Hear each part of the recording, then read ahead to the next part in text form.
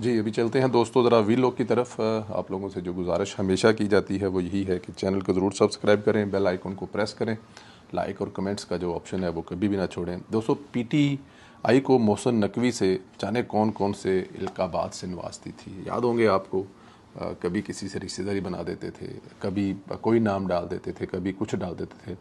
Hitler और न जाने क्या क्या कहते थे। गुज़श्ता दिनों तक तो यही कहा गया था कि अगर मोहसिन नकवी को हुकूमत ने वज़ीर दाखिला बनाया तो ये हमारी उनसे खुली जंग होगी, कोई मुफाहमत नहीं होगी, क्योंकि मोहसिन नकवी किसी भी सूरत में पीटीआई को कबूल नहीं है।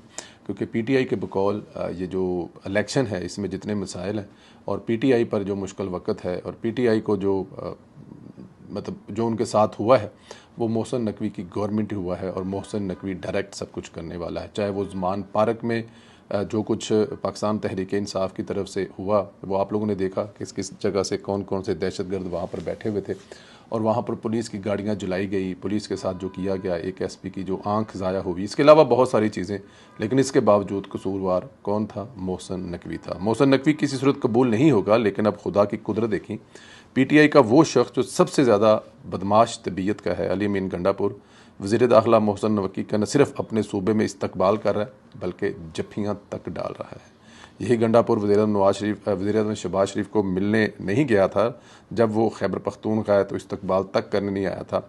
सवाल यह है कि मोहसिन नकवी के साथ ऐसा क्या हुआ? तो जवाब है, मोहसिन नकवी का डंडा बहुत तगड़ा है, वो सबको फिरने वाला है और इससे पहले कि डंडा फिरे वो डंडे से जान बचाने के लिए मोहसिन नकवी के पैर गोडे जो भी पकड़ना है वो पकड़ना पड़ेगा, ताकि आने वाले दिनों में ये मोहसिन नकवी का डंडा जो है ये पीटीआई पर ना चले। लेकिन पीटीआई की हरकतें ऐसी हैं कि डंडे से बचना नामुमकिन है उनका, क्योंकि ना उन्होंने अपना रवैया तब्दील करना है, ना उन्होंने अपना लीडर तब्दील करना है। जब तक राणा सनाउल्लाह साहब कहते हैं कि जब तक इमरान खान हैं उस वक्त तक बेहतरी की कोई गुंजाइश मौजूद नहीं है, क्योंकि इमरान खान वायलेंस चाहता है, इमरान खान ताकत के बल बोते पर हुकूमत चाहता है।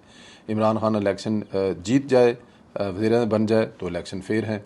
उस वक़्त का आर्मी चीफ़ जो है वो दुनिया का सबसे ज़्यादा डेमोक्रेटिक है। उस वक़्त की आर्मी दुनिया की बेहतरीन आर्मी है। लेकिन अगर इमरान खान इलेक्शन हार जाए तो सबसे बदमाश आर्मी है। जो चीफ़ ऑफ आर्मी स्टाफ है उसके बारे में वो जो कहता रहा है वो आपके सामने है। तो इसलिए बेहतरी जब तक रवैयों में नहीं आएगी, जब तक अपने आप को पाकिस्तानी नहीं माना जाएगा और पाकिस्तान सबसे पहले नहीं सोचा जाएगा, समझा जाएगा, उस वक्त तक यही होता रहेगा जो अब तक होता रहा है। चाहे वो वज़ीर आला केपी का अली अमीन गंडापुर हो, चाहे वो परवेज़ खटक हो, महमूद ख़ान हो, कोई भी हो, उससे कोई फ़र्क नहीं पड़ने वाला। हाँ, शक्ल सूरत से फ़र्क पड़ सकता है, लेकिन होगा वही जो इमरान खान पीछे बैठ के चाहेगा। दूसरी बड़ी खबर यह है कि वफाकी हुकूमत ने जजेस के ख़त पर कमीशन बनाने का फ़ैसला कर लिया है। 6 जजेस के ख़त पर मामला कल वफाकी काबीना से कमीशन की मंजूरी ली जाएगी। वफाकी वज़ीर कानून ने बताया कि किसी नेक नाम साबिक जज से इंक्वायरी करवाई जाएगी। वज़ीर आज़म शहबाज शरीफ की चीफ जस्टिस काजी फ़ैसल से मुलाकात हो गई है। मुलाकात में वज़ीर कानून आज़म नज़ीर तारड़, अटारनी जनरल भी शामिल थे। दूसरे वक्त काजी साहब के साथ सीनियर जस्टिस मंसूर अली भी शाह थे और मुलाकात काफ़ी तहवील थी। मुलाकात में वज़ीर आज़म ने यह इशू तो काजी साहब के सामने रखा ही जो गुज़श्ता दिनों 6 जजों ने ख़त लिखा है। इस मामले पर वज़ीर आज़म ने दिल खोल कर ऑफ़र की, किसी भी किस्म का कमीशन बनाने को हम तैयार हैं, मुकम्मल तहकीकात कराना चाहते हैं। गुज़श्ता दिनों आर्मी चीफ़ की भी शहबाज शरीफ से मुलाकात हुई थी, इसमें भी यही तय पाया था कि हम तहकीकात के लिए हाज़िर हैं। काजी साहब ने इस मुलाकात के बाद एक बार फिर फुल कोर्ट अजलास तलब किया। इस तमाम जजेस के सामने वज़ीर आज़म से होने वाली जो मुलाकात है उस पर इत्माद में लिया, अहवाल बताया। अब फुल कोर्ट का जो फ़ैसला होगा वो अलामिया की सूरत में जारी होगा।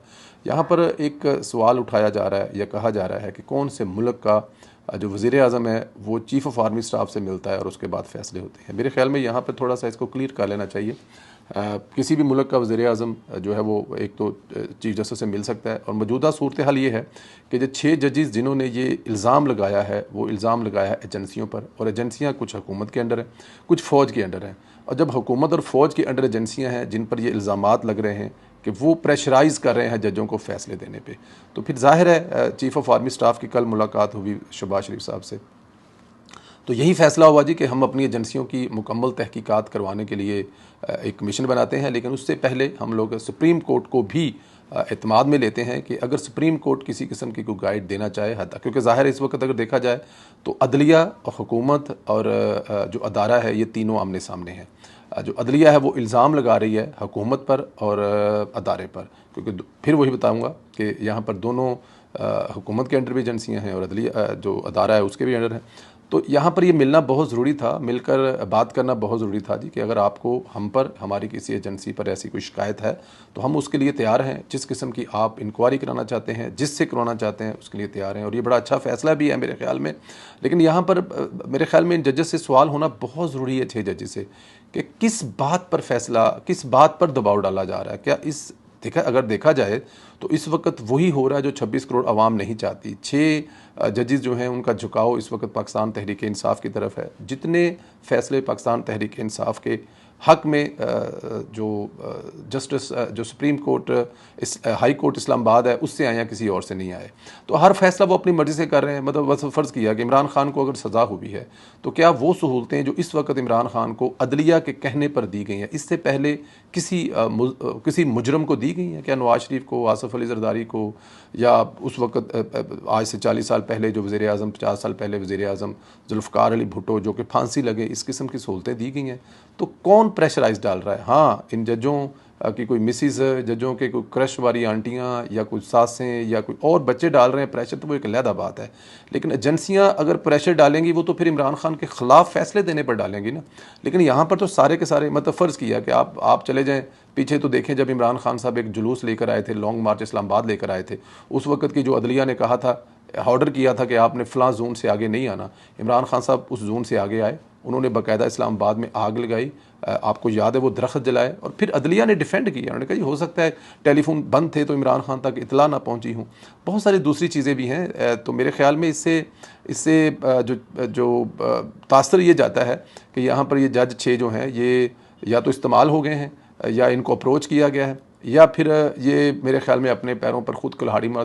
देखें, जब जस्टिस शौकत अज़ीज़ सिद्दीकी साहब ने ये इल्ज़ाम लगाया था, तो ये उन्होंने इल्ज़ाम नहीं लगाया था, बल्कि उन्होंने साथ में वो टाइम बताए, वो लोग बताए, वो जनरल बताए जो उनके घर पर आकर क्या कहते थे, किस तनाज़ुर में कहते थे, किसको सज़ा देने कर कहते थे।